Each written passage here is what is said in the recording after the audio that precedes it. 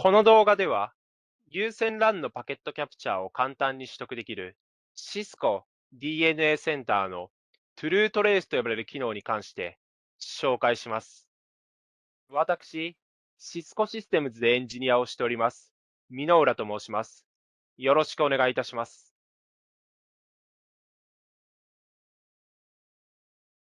では、本題に入ります。有線 LAN において通信障害が発生した際、原因切り分けのためにパケットキャプチャーを取得するようなケースは多いかと思います。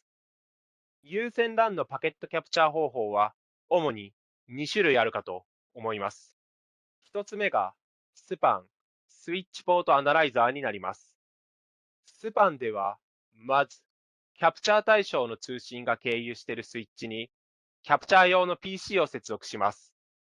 そして、スイッチにおいて、実際に流れているパケットをコピーして、キャプチャー用の PC に転送することで、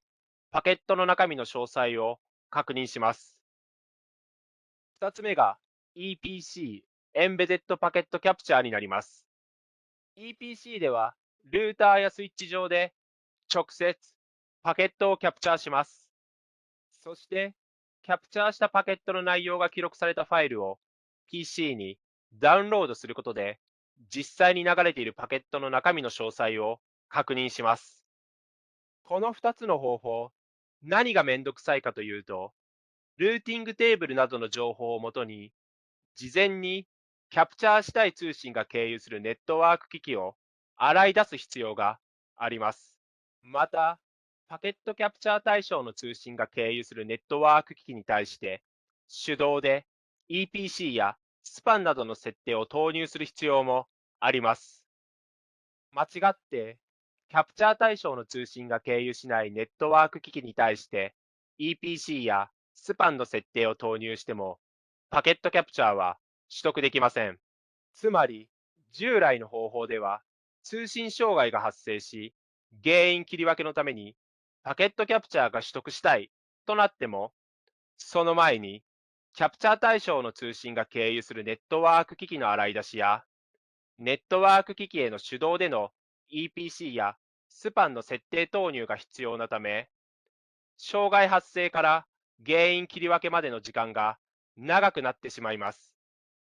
これらの優先 LAN におけるパケットキャプチャー作業のめんどくささを解消する機能が Cisco DNA センターの TrueTrace になります。TrueTrace を使用することで DNA センターの GUI から有線 LAN を流れる通信のパケットキャプチャーを簡単に取得可能です。管理者は DNA センターの GUI 上でパケットキャプチャー対象の通信の送信元、送信先 IP アドレスを指定します。すると、自動的に DNA センターがキャプチャー対象の通信が経由するネットワーク機器を洗い出し、対象のネットワーク機器に対してのみ EPC の設定を投入し、パケットキャプチャーを実施します。その後、管理者は DNA センターの GUI 上で複数のネットワーク機器で生成された PCAP ファイルを一括ダウンロード可能です。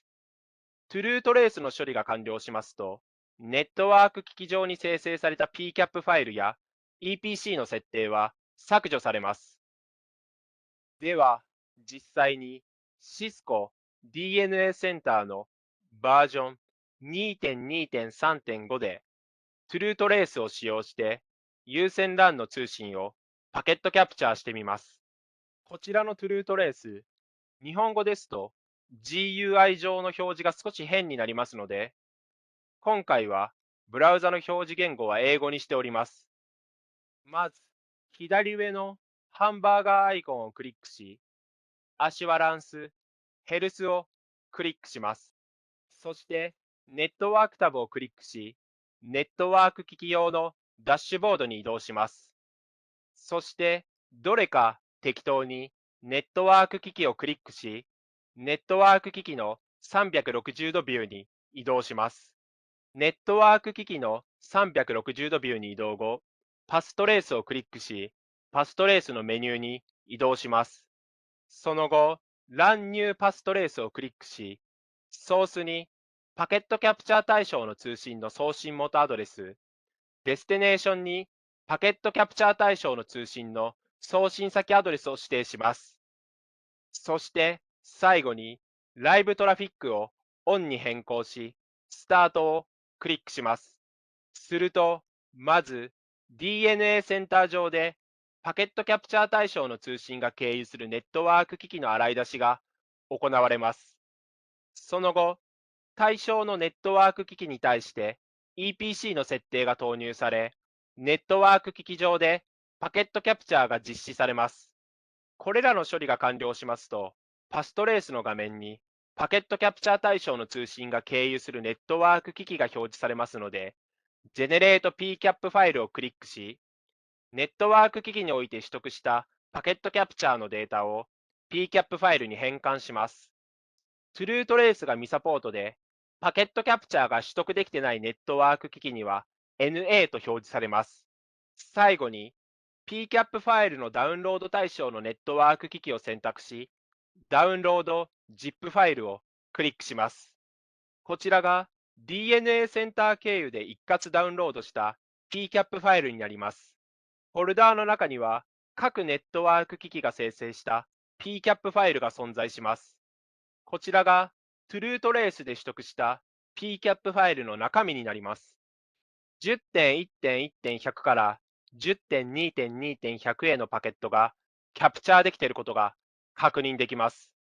最後にまとめになります。TrueTrace を使用することで有線 LAN 上の通信を簡単にパケットキャプチャー可能です。TrueTrace はこちらのバージョン、製品、ライセンスでサポートしておりますので、ぜひ皆様もトラブルシューティングの際、TrueTrace を活用してみてはいかがでしょうか。